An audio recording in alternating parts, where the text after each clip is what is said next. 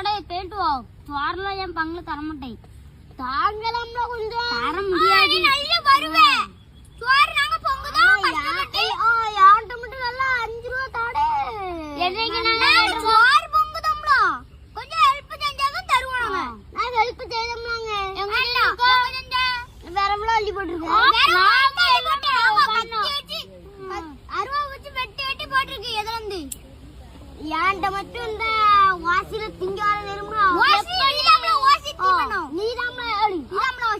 நீலாம் இருக்கு வண்ட இன்னும் பேச வேண்டாம்